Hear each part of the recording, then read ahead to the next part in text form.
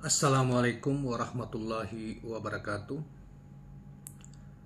Rekan-rekan sekalian, kembali kita berjumpa di Jejak Semesta 65. Saya berharap bahwa kita semua dalam keadaan sehat walafiat dan selalu dalam lindungan, bimbingan dan pertolongan Tuhan Yang Maha Kuasa, Allah Subhanahu wa taala. Kawan-kawan sekalian, ada satu surat terbuka ya dari seorang pengamat politik ya. Surat terbuka ditujukan kepada Anies Rashid Baswedan. Saya kira surat terbuka ini cukup menarik dan saya berminat untuk membacakan kepada kita sekalian melalui video ini. Dan nanti kita lampirkan beberapa gambar atau foto yang kebetulan juga dimuat di dalam surat terbuka ini. Surat terbuka ini cukup panjang, saudara sekalian, yang berasal dari seorang pengamat politik, yaitu saudara Dr. Smith Al-Hadar, seorang akademisi juga, peneliti, yang merupakan Direktur Eksekutif Institute for Democracy Education atau ID. Ya. Beliau adalah juga pengamat soal-soal Timur Tengah, pengamat internasional juga, sudah lama kita kenal sebagai peneliti, soal akademisi dan pemerhati soal-soal demokrasi dan lain sebagainya. Saudara sekalian, tentang surat terbuka yang ditujukan kepada Anies Rashid Baswedan ini sangat-sangat menarik dan menguraikan tentang bagaimana kepemimpinan Anies Rashid Baswedan di DKI selama 5 tahun sebagai gubernur dan bagaimana respon masyarakat terhadapnya yang kemudian terangkum dalam surat terbuka pada kesempatan ini yang dimuat di dalam Zona 1 Newscom. Baiklah kawan-kawan sekalian, kita coba bacakan karena cukup panjang juga dan saya kira sangat bermanfaat untuk mengetahui siapa sesungguhnya Anies Rashid Baswedan. Setidaknya bukan profil secara kuantitatif dalam pengertian riwayatnya, tetapi juga apa yang menjadi kerja-kerja yang bersangkutan beliau dan bagaimana respon masyarakat, tokoh-tokoh masyarakat terhadap beliau selama hingga hari ini, terutama ketika beliau memimpin sebagai gubernur DKI Jakarta. Baiklah kawan-kawan sekalian,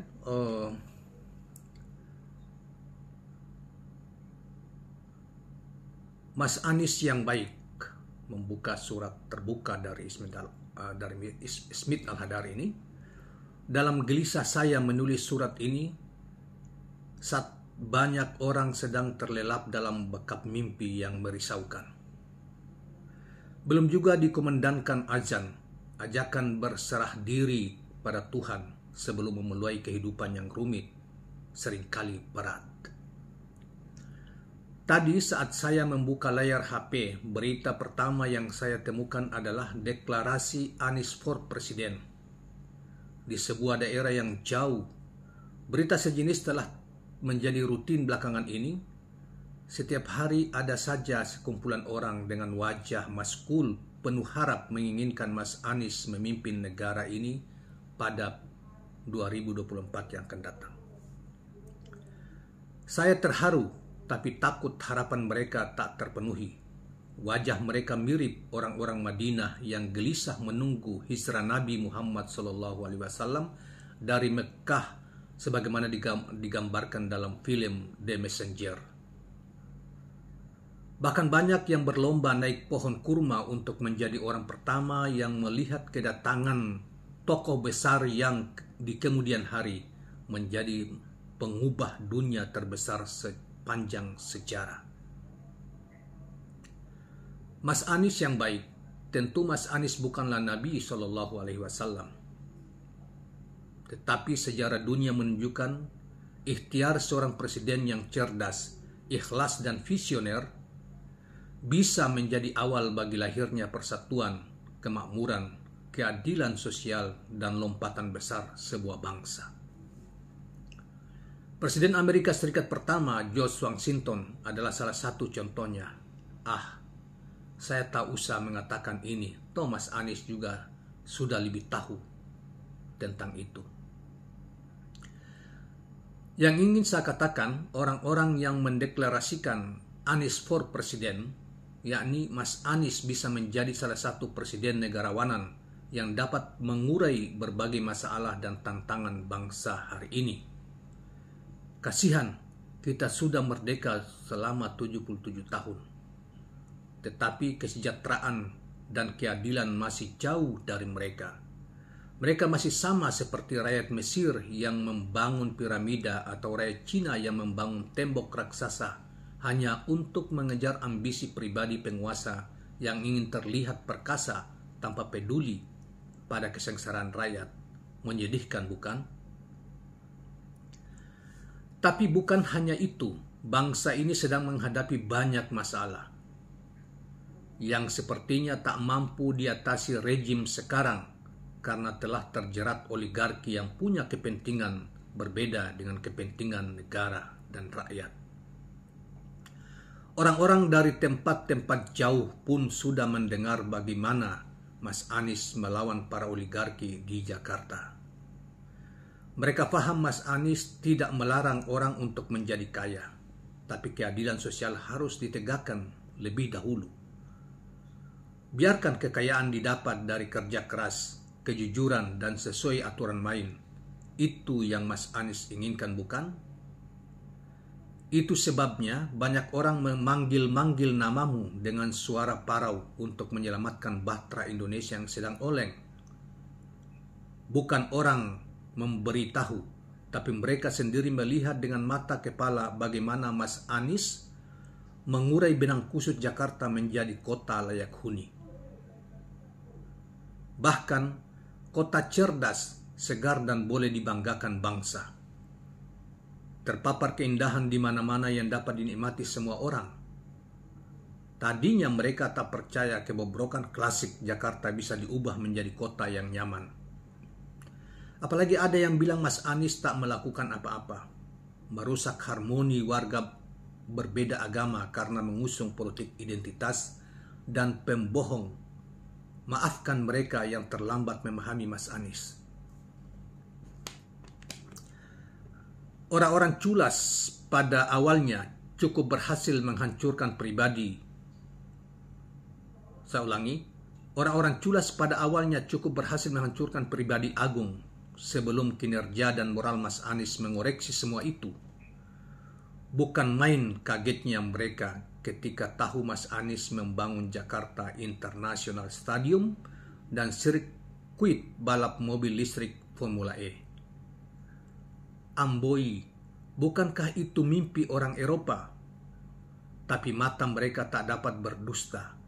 Baru sekarang mereka tahu bahwa ternyata orang Indonesia pun bisa bermimpi dan mewujudkan mimpinya itu. Mereka berterima kasih kepadamu meskipun Mas Anies tak membutuhkannya.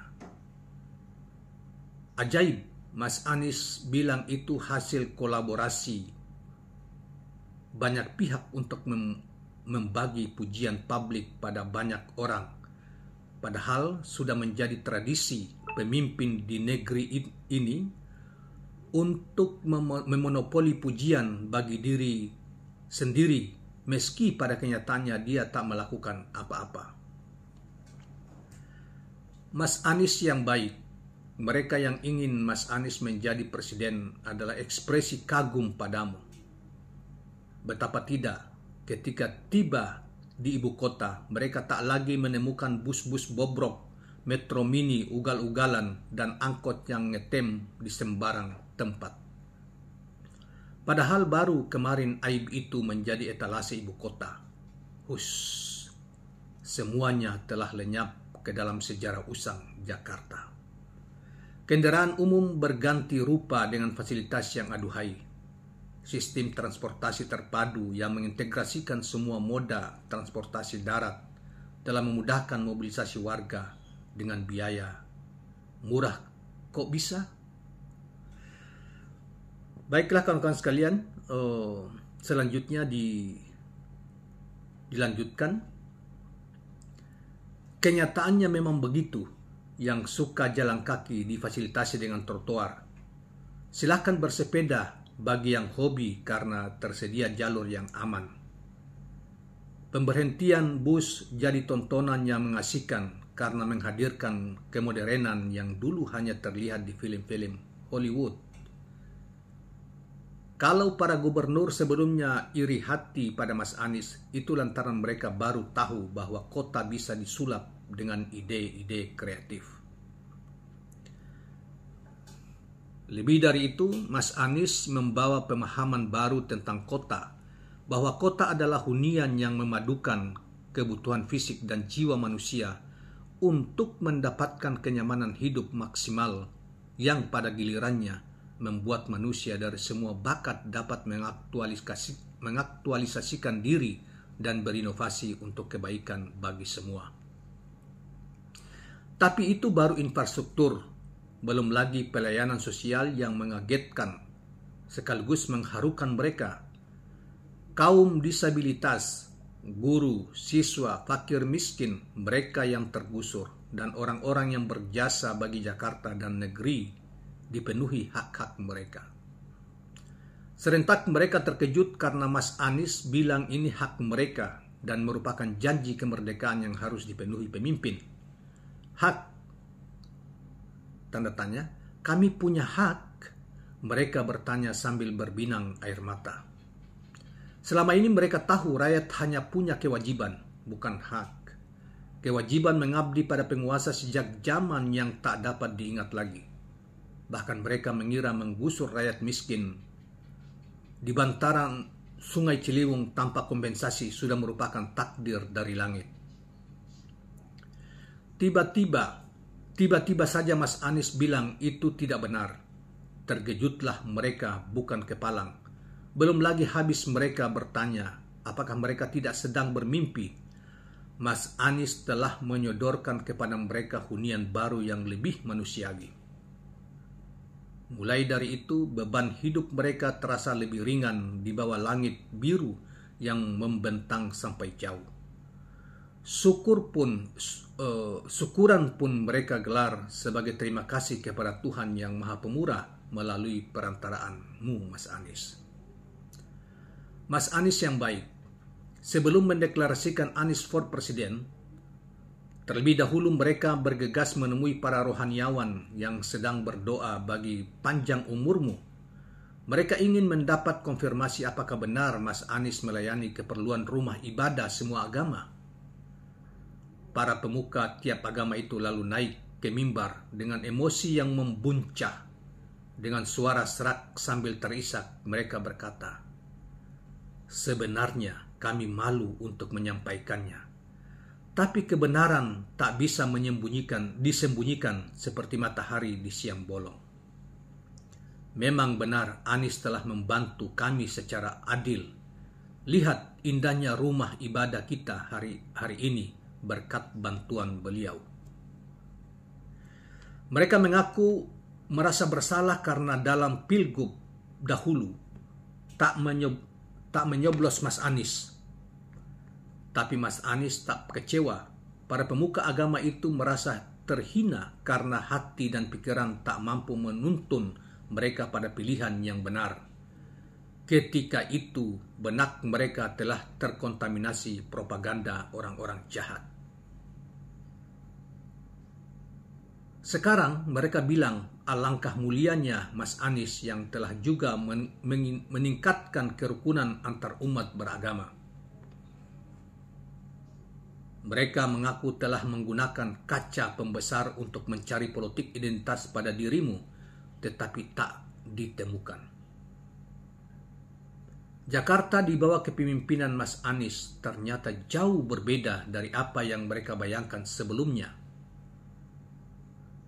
Tak heran orang menduga kuat para rohaniawan itu juga ingin Mas Anies memimpin Indonesia. Demikianlah kawan-kawan sekalian surat terbuka dari seorang peneliti sekaligus seorang akademisi dari Smith Al-Hadar yang kita kenal juga sebagai pengamat politik internasional khususnya di wilayah kawasan Timur Tengah sejak dulu. Kalau saya tidak salah sejak kami masih kuliah tahun 90-an beliau sudah kita kenal, dan alhamdulillah hari ini masih produktif menulis dan menulis khusus tentang surat terbuka tentang kepada Anies Rashid Baswedan. Saudara sekalian, memang narasinya cukup bagus, dan bagi yang kita dengar dan membaca bisa secara mendalam bisa menghariburu batin kita tentang betapa walaupun tidak semuanya bisa diungkap, saudara sekalian, tentang akhlak, moral, dan pikiran-pikiran, ada perilaku yang ditunjukkan seorang pemimpin seperti Anies Baswedan yang membawa gagasan tentang kesetaraan semua kelompok tanpa melihat latar belakang agama, suku maupun lainnya. Dan itu ditunjukkan ketika beliau memimpin sebagai gubernur DKI Jakarta, dan banyak saksian dari para rohaniawan maupun yang lain mengatakan bahwa beliau adalah seorang yang sangat peduli terhadap rakyat dan memiliki ketajaman kemanusiaan yang luar biasa, memiliki adab, ya, memiliki sisi kemanusiaan yang mendalam. Oleh karena itu, ketika dia menjadi gubernur, beliau langsung membangun hunian-hunian masyarakat yang terpinggirkan yang digusur oleh para pemimpin sebelumnya. Di berbagai tempat beliau bangun selama 5 tahun setidaknya, walaupun belum semuanya, tapi paling tidak derita yang mereka yang tertimpa gusuran yang dilakukan oleh para pemimpin DKI sebelumnya, seperti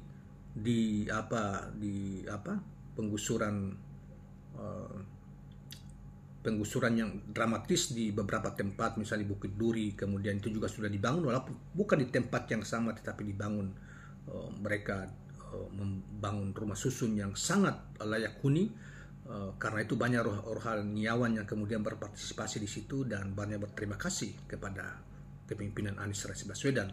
Demikian juga misalnya rumah susun yang ada di Jakarta Barat yang terkenal itu. Kemudian masih banyak lagi, saudara sekalian, yang memperlakukan semua warganya setara. Di bidang rumah ibadah misalnya, sebuah kelompok agama bahkan berpuluh tahun, ada yang 40 tahun izin gerejanya tidak para pemimpin 40-an tahun, 44 tahun, selama 44 tahun gerejanya tidak pernah diberikan. Di masa Anies Baswedan berdialog dengan warga secara senyap, memberi izin, dan mereka bangun dan membantu pembangunan itu sebagai kepala daerah, ya, belum lagi di tempat-tempat yang lain. Itulah kesaksian mereka sehingga mereka sangat terharu. Dari gambaran seperti yang dikatakan oleh Smith Al-Hadar itu menggambarkan, walaupun tidak semuanya digambarkan secara lengkap, tetapi tulisan ini setidaknya memberi gambaran kepada kita semua tentang sosok dan kepemimpinan Anies Rashid Baswedan. Saudara sekalian, belum pernah kita temukan gubernur DKI yang dimaki, dicaci, macam-macam dibully, tapi dia tidak pernah membalasnya. Dia hanya membalasnya dengan kerja nyata dan akhlak yang mulia yang ditampilkan. Itulah yang membuat luluh lantak mereka-mereka, terutama para rohaniawan yang sebelumnya mereka mungkin ada yang mungkin terbawa arus pikiran para pemfitnah, tetapi setelah mereka mengetahui bahwa semuanya itu hanya fitnah, dan mereka melihat kenyataan bahwa betapa sang pemimpin Anies Rashid Baswedan menampilkan kemuliaan moral, akhlak, dan kepedulian kepada seluruh warga yang dipimpinnya, dengan semboyan keadilan sosial bagi seluruh rakyat Indonesia.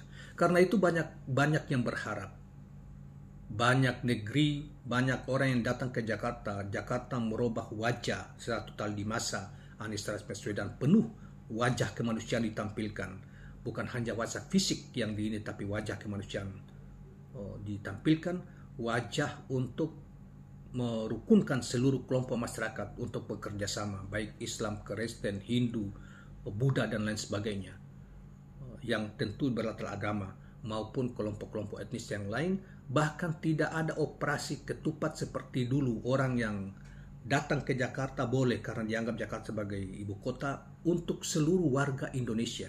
Karena itu tidak ada operasi ketupat seperti dulu. Operasi dalam pengertian mereka yang tidak boleh balik memasuki Jakarta seperti yang diterapkan para pemimpin-pemimpin yang lalu. Tetapi dia mengatakan bahwa Jakarta adalah ibu kota negara dan siapapun boleh datang asal tidak membawa kejahatan.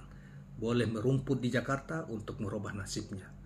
Itu kan luar biasa, belum pernah kita dengarkan dan belum pernah kita saksikan visi seorang pemimpin seperti itu yang bernuansa kemanusiaan dan bertumpu pada nilai-nilai Pancasila. Jadi dia bukan lip service sebagaimana banyak orang mengklaim diri sebagai aku Pancasila.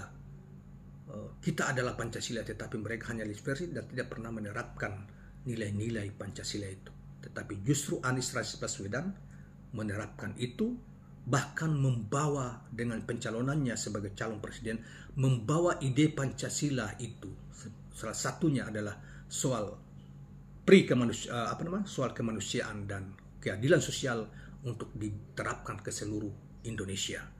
Saudara sekalian, sebagaimana dikatakan oleh Rocky Gerung bahwa Anies Baswedan tidak bisa dibandingkan dengan Ganjar Pranowo atau siapa dari capres-capres yang muncul karena kapasitasnya melampaui jauh di atas mereka, dan beliau sudah memperlihatkan itu bagaimana dia menjadi preferensi dunia. Makanya pikiran-pikirannya, narasi-narasinya selalu didengarkan oleh dunia, baik di Eropa, di Timur Tengah, di Amerika, di tetangga-tetangga kita, Singapura, Australia, dan lain sebagainya. Oleh karena itu, kawan-kawan sekalian, dan saya kira siapapun, kita akan rugi. Rakyat ini akan rugi jika di Pilpres yang akan datang masih mau terprovokasi oleh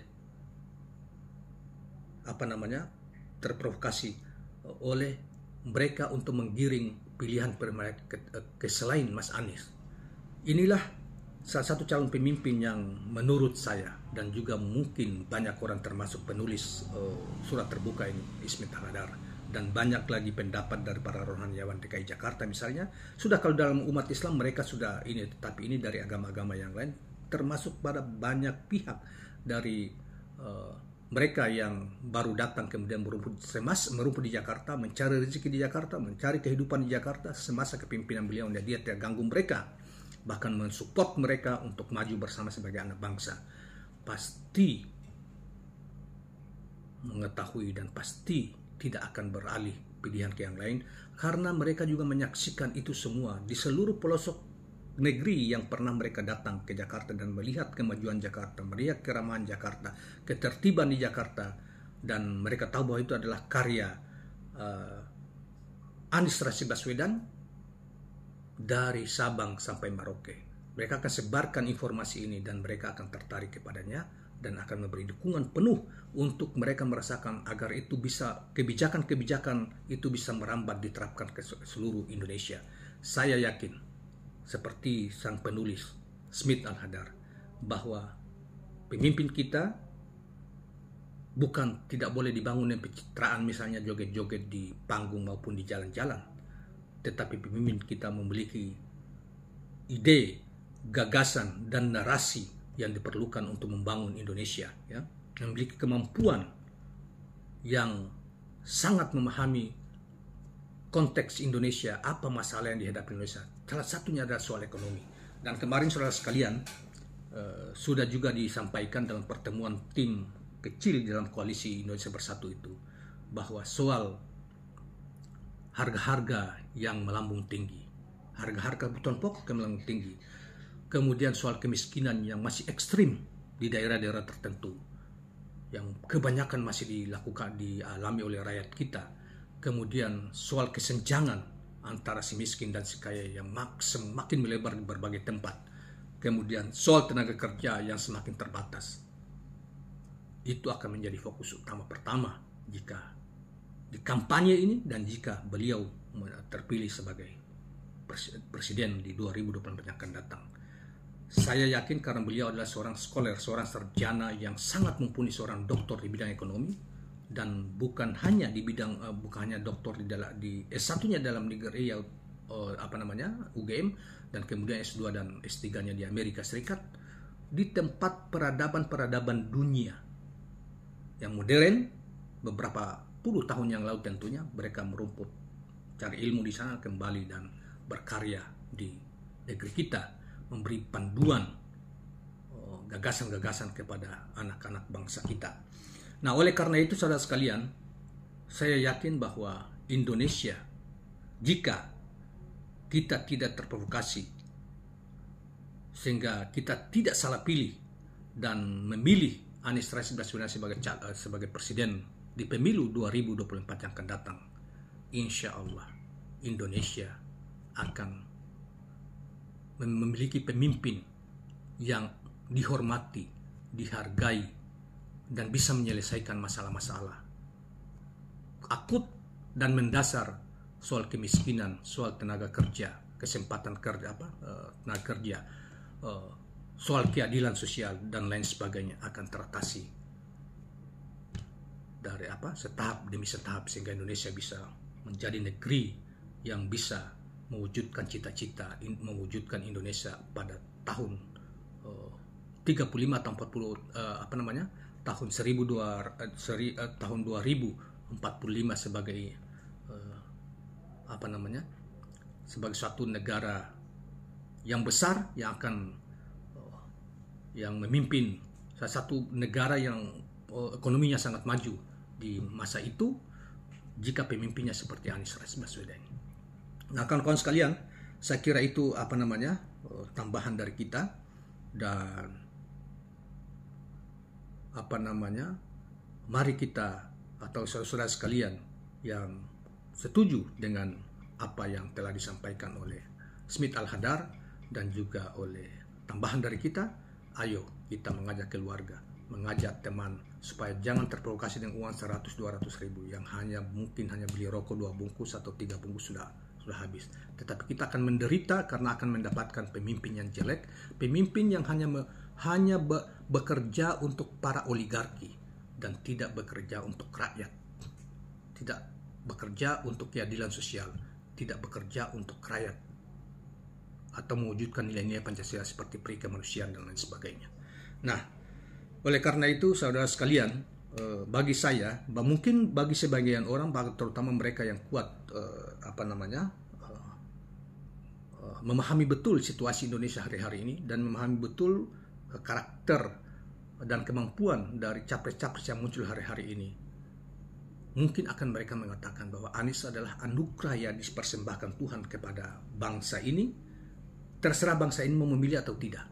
Jika salah pilih, maka penderitaan rakyat, penderitaan rakyat semakin berkepanjangan. Tetapi jika konsisten dan memilih pemimpin yang telah dianugerahkan itu, maka insya Allah negerinya akan segera menyelesaikan masalah-masalah dasar, misalnya soal kemiskinan, soal kesenjangan, soal tenaga kerja, dan lain sebagainya akan teratasi dengan cepat dengan prinsip keadilan sosial bagi seluruh rakyat Indonesia. Demikian kawan-kawan sekalian, jangan lupa subscribe, like, dan share channel ini. Assalamualaikum warahmatullahi wabarakatuh.